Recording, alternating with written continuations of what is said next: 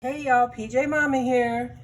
It's good morning. It's day 6 of rehydrating our sourdough starter. She doubled in size. We can see that she doubled in size. Well, I moved my rubber band, so it's kind of hard to see without light. Can you guys see that down there? Okay. See right here where there's, I call it scum, it's really not, but she rose all the way up to here, and then she sunk back down. I'm smelling her. Definitely has that vinegar acid smell. I don't smell flour in her at all. So that means we are ready to bake. So you have your recipe. And now we need to get her to double and use her at her peak time, in case you guys don't know what that means in the recipe. Once she's at a double, sometimes she'll grow, up to 3. She has to at least double, still bubbling, and absolutely no sinking. If she's sinking, throw another couple grams. I do 20-25 grams of flour and water to get her active again, because if she's sinking, you are not going to get the poof in your bread. It's not going to give you enough leveling to make a pretty puffy loaf. All right, now that all that's been said and I bored you, we currently have 87 grams of starter in there. The recipe that I made, you guys, you need 100 grams. So you can discard this down, and you can save discard now, yay! You can either trash it or put it in a jar for discard recipes. So you decide what you want to do. So bring her down to 50, feed her and water her, and when she doubles, you guys should have at very least 150 grams of active, bubbly, ready to bake starter. So there you go. If you caper like this and you're gonna make a big loaf, like say you're making my flavor loaf, there is a gnat, you guys, and it's driving me nuts. Gnats absolutely love sourdough starters. That's why I harp on covering it. I don't want bugs in my starter. I just don't. I'm not a bug person. So okay, back to if you're doing one of my flavored loaves. I prefer for my starter to go in at 227. That way I don't cover my sourdough flavor, but then it adds all those extra flavors. So I use more. So I would leave her just like this if I was baking her today with one of my sourdoughs. By the time she doubled, at minimum, we'd get 261.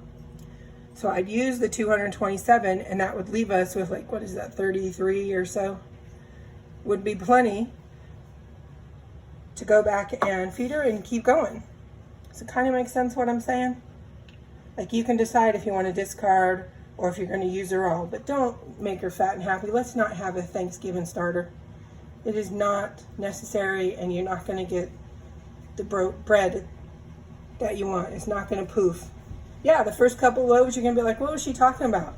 But you get her in there like a week or two where she's all fat and lazy, trust me, your bread is going to start going down because she don't need to work for it. So there's my peeve on that. I don't like full, huge jars of starter. That being said, let me share something with you guys here. Let me put this on so I don't forget. So go feed her right now. If you're going to make some dough today and bake tomorrow morning, go feed her. Either 50 or do the 87. So check this out. This is a pickle jar. Can you guys see it?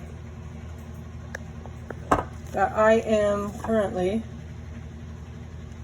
growing. There is 1,500 grams of sourdough starter in here. I just fed it, and I need it to top out at least 32, 34 for the, I've got 6 bread loaves coming, and I needed different amounts, and I was being lazy, so I turned my starter into a turkey starter. But see, she's already bubbling on me. And I'll be able to make all my doughs at one time, and then I'll separate them out in that third stretch and fold, so I'll have 6 loaves of bread to be baking tomorrow morning.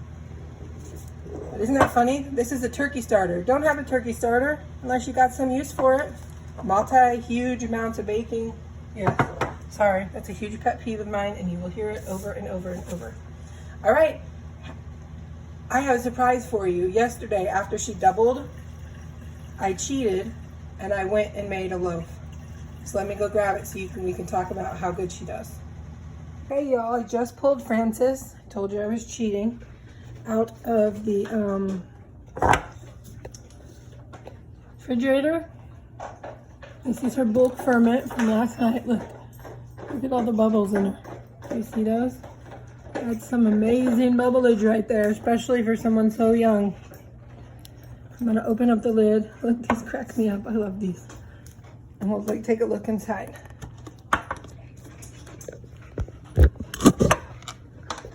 Here's what we're looking at inside. Look, we've got a little bubble here. She's grown, she's doubled. Ooh, if you could smell her. Wow, that sourdough just went poof. She's gonna be a good loaf. I've scored her and she is getting put into the oven. This is Miss Francis's first loaf. All right, y'all, Francis just came out of the oven and I want you to hear my favoriteest part of sourdough.